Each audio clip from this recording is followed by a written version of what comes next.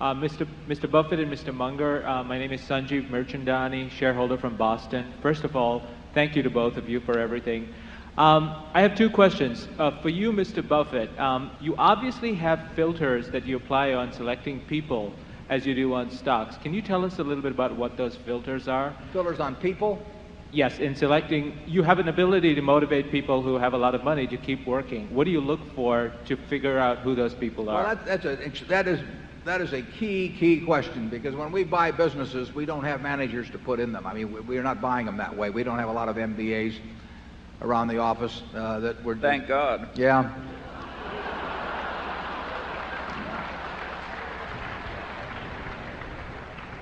That I have not promised that they're going to have all kinds of opportunities. So, as a practical matter, we need management with the businesses that we buy.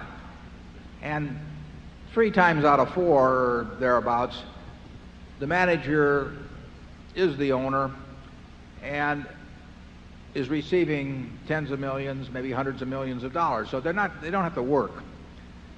And we have to decide in that time when we meet them whether they love the business or love money.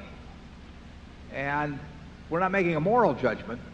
Charlie may, but I'm not making a moral judgment about whether it's better to love the business or love money, but it's very important for me to know which of the two is the primary motivator with them. And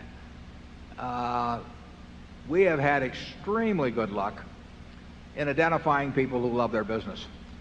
And so all we have to do is avoid anything that on our part that diminishes that love of the business or makes other conditions so intolerable that they overcome that love of the business. And we have a number of people working for us that have no financial need to work at all, and they probably outwork 95% or more of the people in the world, and they do it because they love smacking the ball. And we virtually had no mistakes in that respect. And we have identified a number of people, Charlie and I have, in terms of proposals to us, where we felt that they liked the money better than the business. They were kind of tired of the business, and they might promise us that they would continue on and they would do it in good faith, but something would happen 6 months later or a year later, and they'd say to themselves, why am I doing this, for Berkshire Hathaway when I could be doing whatever else they want to do?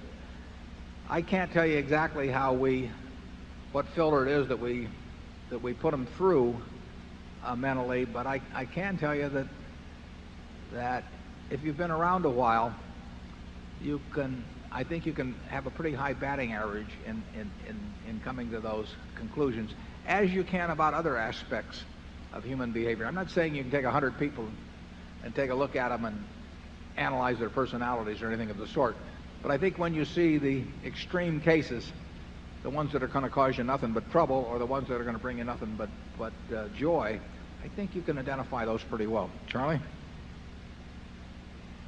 Well, yeah, I think it's pretty simple. You've got integrity, intelligence and experience, and dedication. And that's what human enterprises need to run well. And we've been very lucky in getting this marvelous group of associates to work with all these years.